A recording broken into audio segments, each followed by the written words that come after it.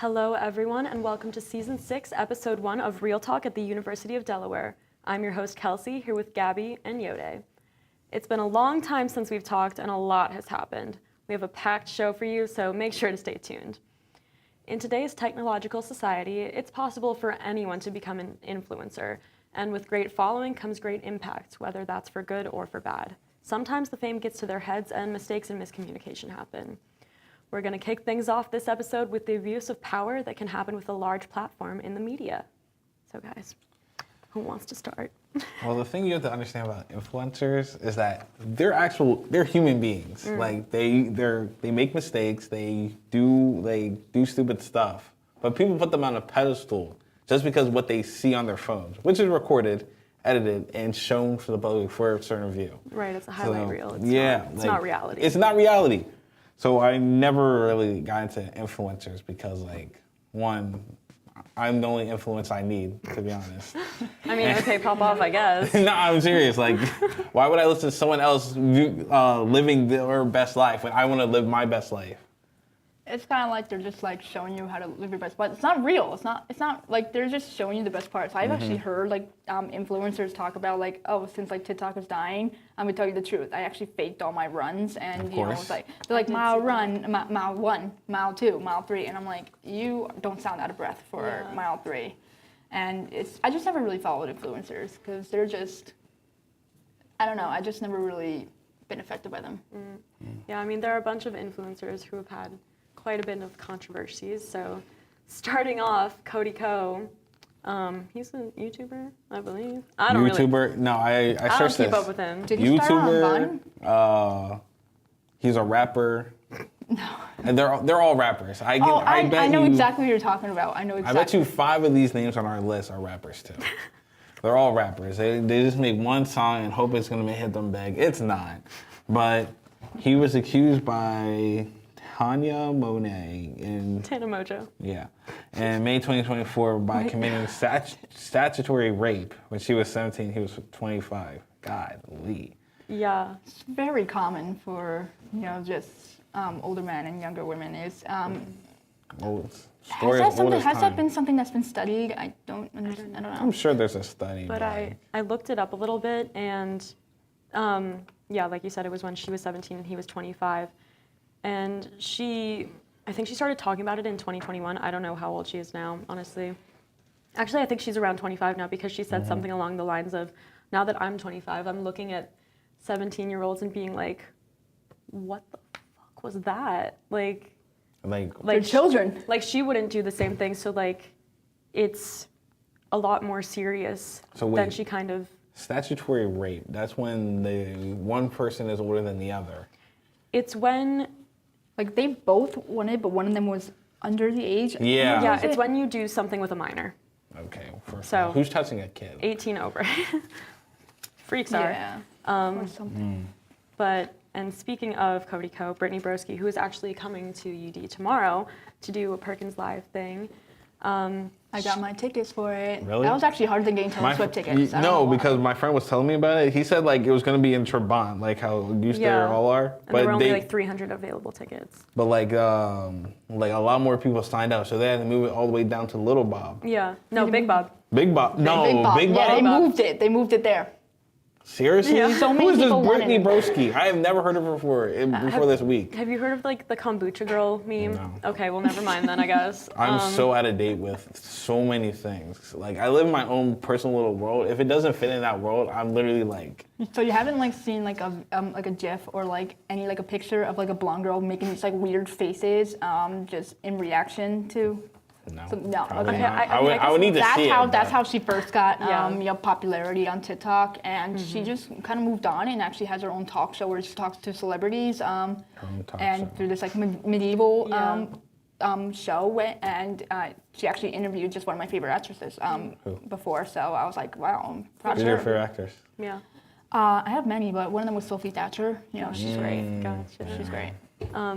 But she was kind of semi-canceled at one point for kind of speaking up about the Tana Mojo Cody Ko situation, and it was almost like she was an apologist for Cody Ko's actions and being not necessarily saying stuff about like allegations, like if they're true, then like, but I'm a big fan No, and I see- hate to see this happen. See, It's you like, have to stay away from stuff like that. That's like when the baby got canceled. Yeah, like because that. he started talking stuff about LGBTQ. You cannot talk about like those people like that in that setting.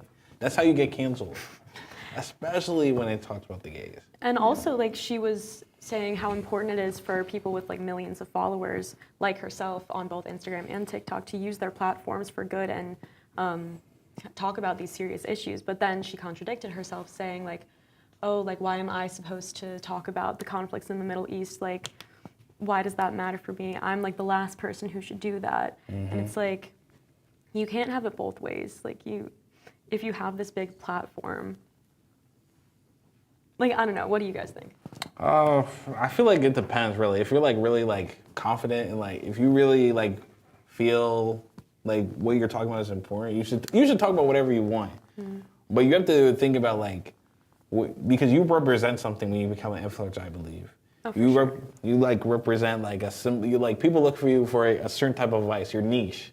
So like say I create a film talk, I become a film like influencer. You're not going to expect me to be talking about like, I don't know, drinks, like.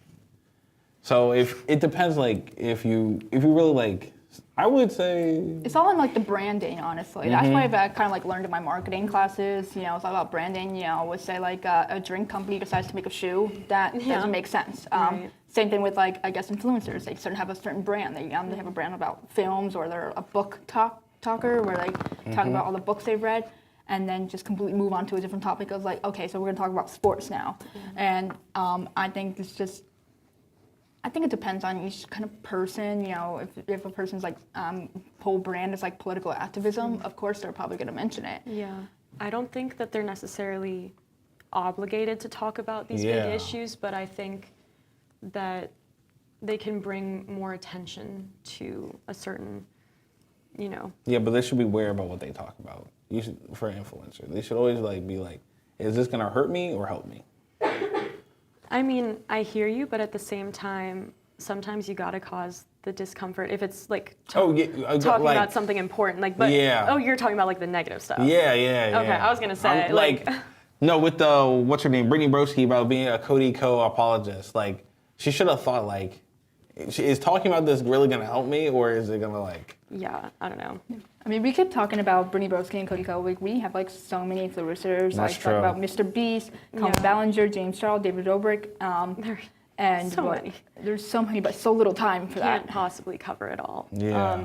So table that until next time. But speaking of abuse of a large following, next we're going to talk about President's Day and the irony of its recognition in 2025.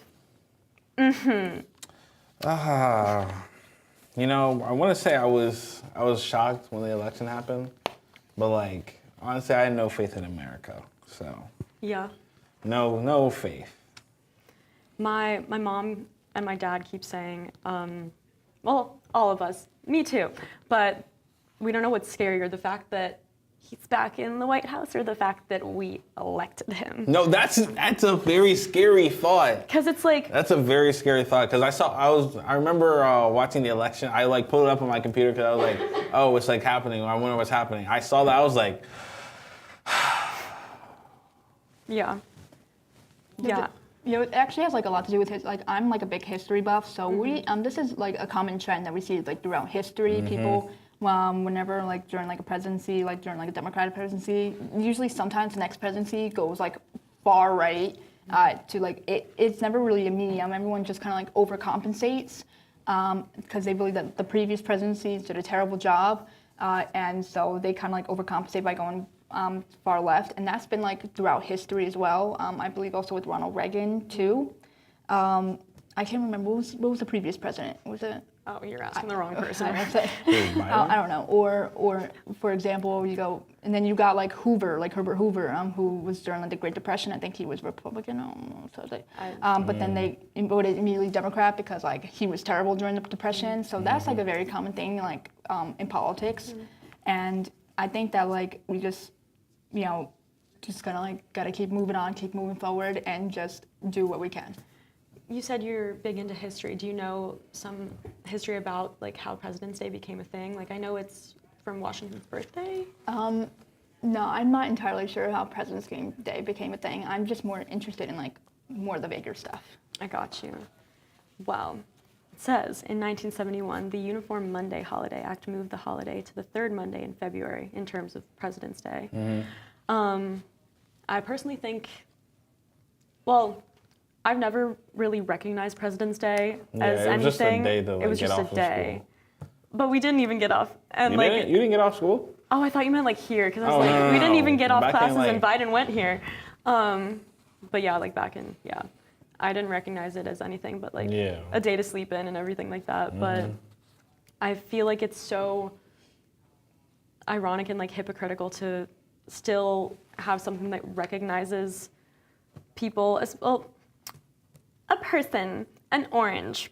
You said an orange. Like, why would I celebrate and recognize somebody who wouldn't want me to be celebrated or recognized? Think about how I feel. Yeah. This is not a safe time. Yeah. It's scary. Especially like because I know he's like closing all the diversity. Like I'm actually in one of my classes, Com 426, 27. We're doing a documentary on how DEI changes impact students in universities. And I looked at the diversity website for UD, and it's like page not found. Yeah. And it's like, it's crazy that it's already happening here. And it's just, I don't know, it's terrifying. Yeah, no, it's like, he's in office for 4 years, you said? Yeah, just like put me in a coma and wake me up later. you know, for like just for like President's Day, like you said, how it was just day sleep in. I think that's like kind of like true for like many other days. I remember just. I think we had off for like either for we used to have off for like Columbus Day, and I just remember like nice a day to sleep in. Like it was, I've never even thought about like the whole thing about Columbus or even the thing about presidents. It was just a day to sleep in. It was so I think that kind of like became moot at that point to have those kind of days, and I think that's also why they just decided to keep schools open for Columbus Day after a while. Because I remember back in elementary school. That was a day I could sleep in, but then like middle school, high school, I was like, oh, we're still here. Okay. Yeah. I mean, the thing with President's Day and Columbus Day, it's like everything is so whitewashed and we don't... Oh, no. I took a history class where we would like, our professor had like primary sources from like about Columbus, and it really said like, it was like his journal findings, and he really said these people would be very useful as slaves, like in almost every line. I was just like, wow. Yeah. Man was really like... He was looking for goods, and he saw everything as good, even the whole people there. Yeah, in my mind, it will never be Columbus Day again. It's Indigenous Peoples Day. Like, Actually, I even learned about some history about Columbus that's not on topic, but it was just crazy. As like I found like just random I guess like like STDs. I think they kind of like also keep them because I just heard this is very gruesome, but I just heard it's like. I think that like there was like barely any women like on the ships or something, so they would just do it with like some animals. What? And yeah, I don't quote me on that. Wait, don't quote me on that. I mean, it wouldn't be surprising. They did animals? Like, don't quote me on that.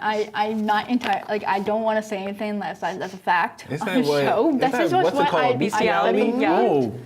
I think I was like believes I read online, but that's very gruesome. That's very gruesome to talk about. This is Like, not they couldn't related keep at it all in- to the oh, topic. But I God. just because I was just saying, I was like, Like what, you a know, horse? Like, ugh. I was like, I think it was a sheep or something. A sheep? That can't be worse. Like, You mean that can't be better? yeah. It can't be that better. Can't be It can't be worse. Yeah, no, it could none do of that that. is good. I was like, oh, a sheep. Oh, it probably could be worse. Probably could be worse. Oh, God. But do not quote me on this. won't quote This you on is that, just, I really need to do my research on this because I can't say anything without verifying this. No, like that's, yeah, wouldn't put it past our history to, completely. A sheep? You're just not getting Yes, past the I'm sheep. I'm not getting past I'm like. still stuck on this. I get you're on a ship and you're sailing and you don't know if you're gonna live or not, but like, a sheep? Like you're all down bad that bad that you had to go you had to bring an animal on board. to relieve your like. Because they of course with like with Columbus and all that, they brought a bunch of diseases to America. And Yeah, no wonder you're contracting diseases. Like. Yeah. Uh-huh. I'm pretty sure Columbus spread chlamydia. I'm pretty sure that's like I read that somewhere. Something I don't know. So that's where chlamydia came from. I don't know why. It came from sheep. Well, I wouldn't. This is my fault for bringing this up. This is my fault. Don't go saying that chlamydia came from sheep. Like, No, I'm not saying that, but like it just sounds like it just like the transaction between doing it with sheep and diseases spreading through America. There seems to be like some kind of like interlocking like something connecting there. Way off topic. We need to get back on topic. Yeah. Okay. So, speaking of situations that get misconstrued, now we're gonna take it to Sierra with the little crash course of Black History Month. Hey Real Talk, February is here and you know what that means. It's Black History Month. This month is all about celebrating pride, culture, and the incredible contributions of Black Americans. It's a time to honor the dedication and perseverance that have shaped our nation's history.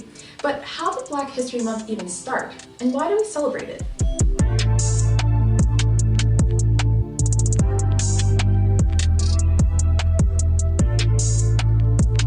Black History Month was founded in 1926 by historian Carter G. Woodson. It started as Negro History Week during the second week of February.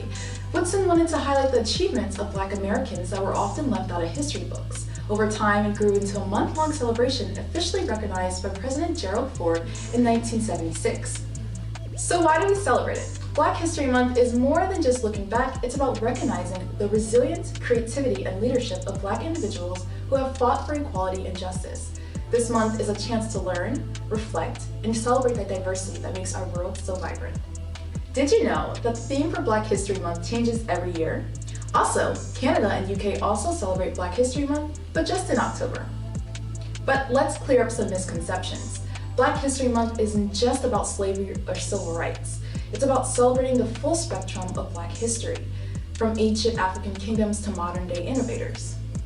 As we reflect on Black History Month, let's remember its roots. The first Negro History Week in 1926 was a small but powerful step towards recognizing the contributions of Black Americans. Today, it's a global celebration of culture, history, and progress, but the work isn't over. Let's use this month to educate ourselves, challenge stereotypes, and continue to fight for equality. Thanks for tuning in, and happy Black History Month.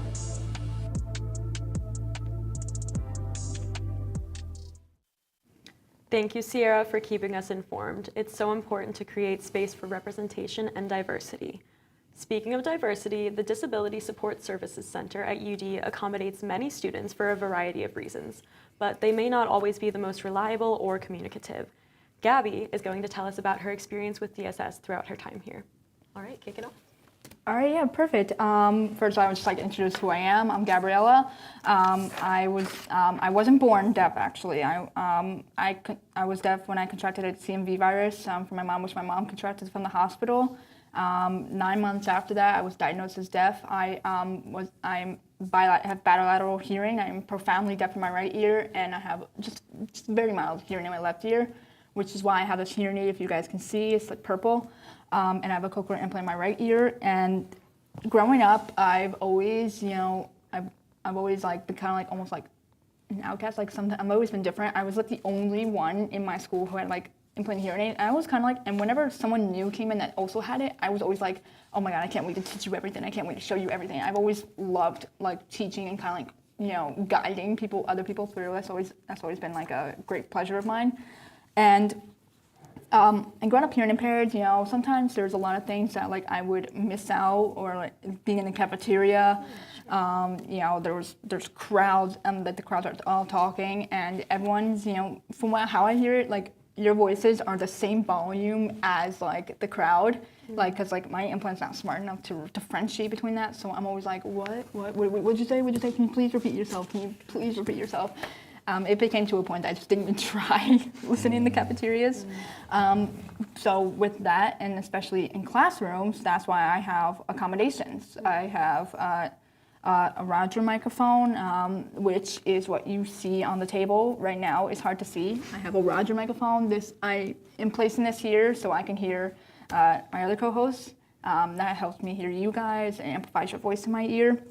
And I've always had someone advocating for me. I've always had my teacher of the deaf, great, God bless them, Lisa Hendel and Chrissy Young. They've always stood up for me. They always accommodated for me. And at that point, so I've never really known what it was like to advocate for myself until I got to college. Before I got to college, the summer before college, I kept in constant contact with DSS.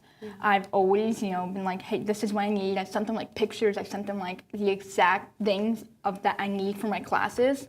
And so we made sure to keep in constant contact. Everything was through email or like video Zoom calls. And so when I got there before my first day of class, I went to go to DSS. I was like, great, my equipment's ready. I can't wait. I'm ready to start this first day of school. It turns out they didn't have any of my equipment ready. One of them didn't arrive, and we call an audio shoe for my implant. It's, if I can like show, it's this little part here that connects, and it's like a receiver to the microphone. They had that, but they had it for the wrong hearing aid. It wasn't updated to mine, so it was not compatible with it. So I wasn't even able to use the mics at all. And also they gave me the wrong mics. I told them I needed a Roger touchscreen, and then they gave me a Roger pen. They're two very different mics. I used to use that, but I moved on to the touchscreen to accommodate for myself in college and move on with new equipment, better equipment, because it was a surround sound. Teacher could wear. You could put it on the desk, and hear other teachers and other students. And so I was like, this will be perfect for college. And so they did not get that for me. And I'm not much of a crier, okay? I don't really cry at things or things that happen to me or at TV shows. But I just remember leaving there and calling my mom and just sobbing. I was like, they didn't have any of my equipment ready. How am I supposed to hear? So like for the first month, I didn't really have any equipment to hear the professor. The only thing they had was the CART, which is captioning. But the microphone that they used for CART, terrible, absolutely terrible. All the captioners I worked with, they're like, I can barely hear them. It sounds like they're far away, even though the microphone was right here. And it was 3 years after, actually, my junior year, I kept bringing this up, but like they're like, yeah, I'm sorry, I wish there was something we could do. And then they brought in a new person for the captioning, and I told them about the same problem, and they're like, oh, we actually have another mic. I was like, what do you mean? It was like, yeah, we have another mic we could try. I was like, have you guys had this the whole time? It's like, where have you been? Where have you? Yeah. So we tried that. I was like, and they liked it, and the captioners were like, yes, we can perfectly hear them fine. We can hear them perfectly fine. I'm just like, are you kidding me? I have spent the first half of my college career just being able to have my captioners being able to hear the professors and having to constantly go back to DSS. I've had to waste my hours at DSS because they kept dropping the ball on things, and after 4 years here, I'm still not reliant on DSS. I still keep contacting them every day, and so it made me more appreciative of my teachers of deaf about how well they accommodated, to the point that I didn't realize that's how much they accommodated. I thought the teachers at my high school knew what these equipment were, but it was really my teacher of deaf who said, you need to get this for her. And so that made me much more appreciative, and I think that DSS really should have done better. I think they need to hire some people who are familiar with equipment, because I think they just brought in I wouldn't say, no offense to people who work there. I'm sure they're very hard workers. I'm sure they work very hard to help accommodate students, but I think they really need to bring in people who know what they're talking about, who have experience working with deaf and hard of hearing individuals or blind individuals, and it's just been a tough ride with DSS, and I'm sorry, I hate to say it, I just don't trust them. I constantly tell people. I also joined this college people going into college, and I always tell them about my experience with DSS to kind of give them like a warning, or if they do want to come to UD, you need to advocate for yourself, and that's. Yeah, I mean, if you're reliant on somebody for something and they don't provide it for you, of course, that's going to decrease your trust and like likelihood of kind of, I don't know. I hear you. I hear you about hiring new people. We're going through the same thing at my job, the library. I work at Morris Library, and we had to let go like two people. Like 2 people left. Like we don't have a book fixer. Like the person, like if a book breaks, they'll fix the books back. We can't find anyone hiring. There's like a hiring freeze all over UD. Yeah, there's it's not really much like that hiring freeze. I think they just they bring in like anybody. They bring in again like they should work. I've met like a few people who would try to work really hard with me, and they would try to be like understanding. And I remember like in my freshman year, we didn't really get the ball moving until my parents sent like a very colorful email, like threatening to like the next time we meet would probably be like in a court or something. And of course we know how like schools, college, they don't want any of that publicity, bad publicity. So they're like, oh, we gotta go, we gotta get the ball rolling. And I'm just sitting there, I'm like, it's crazy that it took until that point. Yeah, it's like I got my parents on my back with my back here, got them on my back. I also got my teacher, the deaf, my teachers, my deaf, they got my back. And Lisa Hendel, she also helped me out through the entire thing. Yeah. I'm appreciative of that. Yeah, I'm really glad that you were able to get that support. Clearly, there are a lot of things that DSS could stand to work on to better support their students. This has been a pretty heavy episode so far, so now we're going to try to end it on a bit of a lighter note. So what is something good that has happened to you recently, either in the past week or today, and just a little bit about that? Oh, me first? I was looking at you. Okay, something good that's happened to me this past week. I pass. Let's come back to me. All right, I guess a good thing is like this is my first time on the show here. That's pretty nice. I think I did pretty good. I'm not too shy in front of a camera.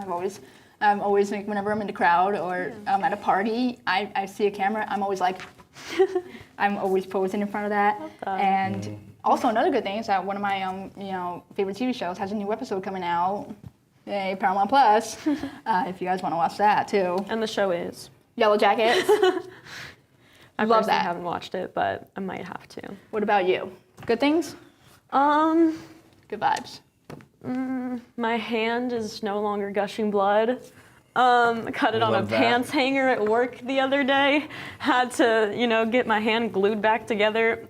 That was super fun. It was a pants hanger? Yeah, I cut my hand on a pants hanger.